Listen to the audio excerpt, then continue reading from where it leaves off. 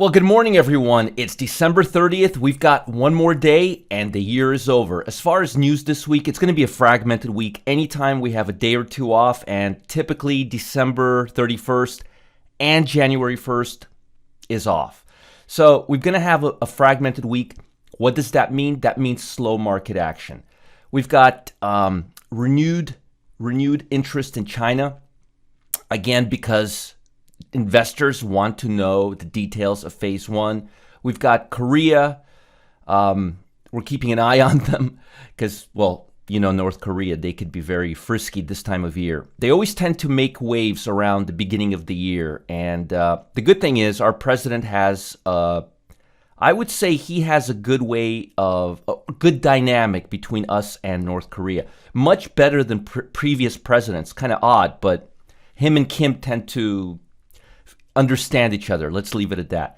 But again, investors want to know more information about the trade war, about the phase one agreement of the trade war, and whether it's going to continue steering us in the right path. But as you could see, as far as the calendar, we don't have too much activity, and the ones we do are going to be muted. As far as reports this week, consumer confidence is going to be huge. That's going to be big. Why? Because consumers make up 70 to 80% of the GDP. That's right. Sales, retail sales make up 70 to 80% of GDP. I'm expecting consumer confidence to be stable.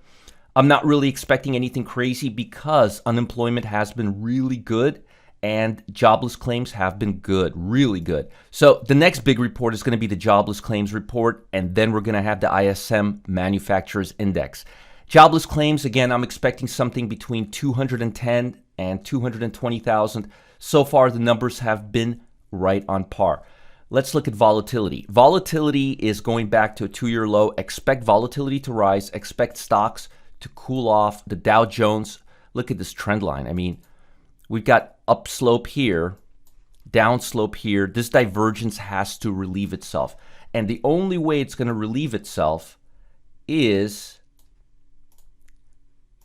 if the market pulls back right around here to the 50-day line. Again, not expecting a major downside correction, not expecting major pressure, just a pullback like we had here to relieve some pressure so that this divergence, notice here, price is moving higher, but the RSI can't sustain. Even though it's overbought, grossly overbought, it can't sustain higher momentum levels.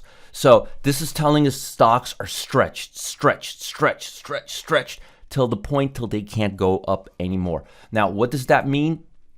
If we correct a little bit, we're going to see a little downside in the utilities.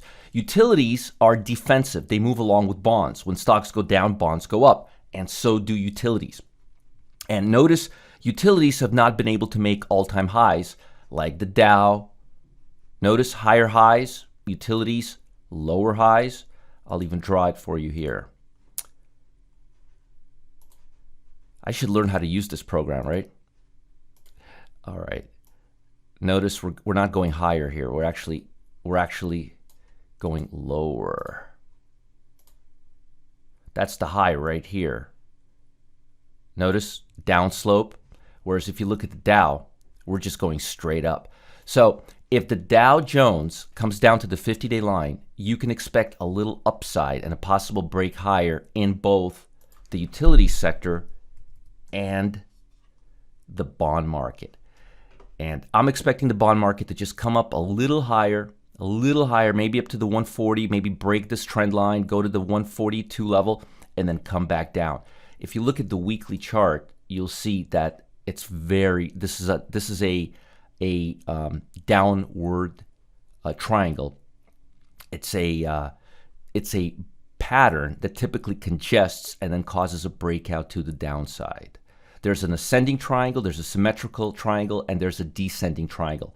And this is a classic descending triangle. And what's really crazy about it, it's based on weekly data. And weekly data tends to coincide a lot more with fundamentals than daily data or monthly data. So expect this to jump up a little higher if stocks do correct and they're overdue for a correction. Let's now look at the SPY.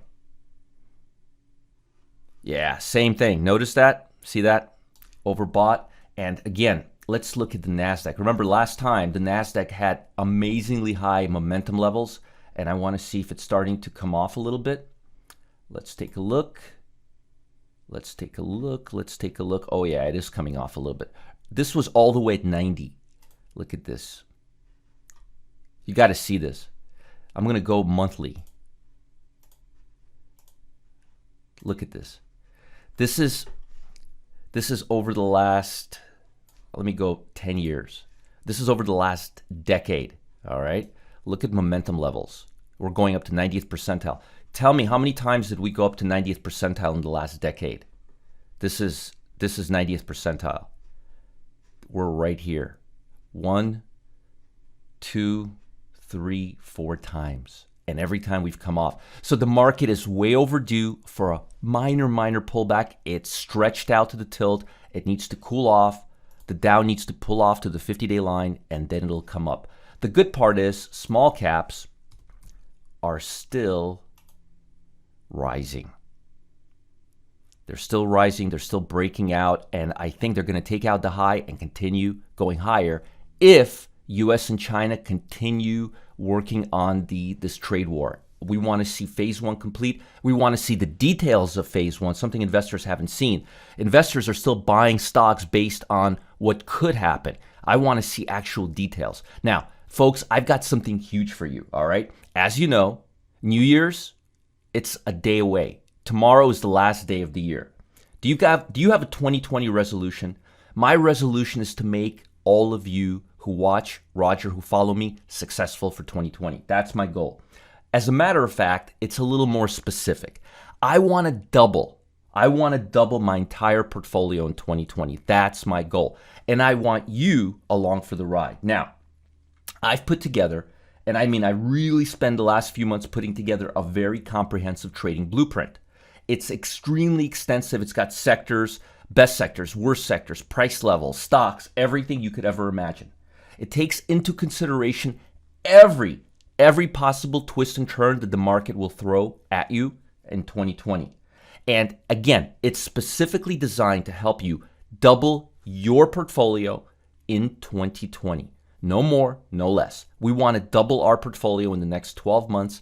We're going to do it by picking only the best sectors possible and avoiding the worst sectors possible. And guess what? I'm going to show you how to do it. It's going to happen tomorrow. Follow the link below. It's happening. It's happening. It's happening before New Year's. I want to give you my sector levels, my buy levels, my sell levels.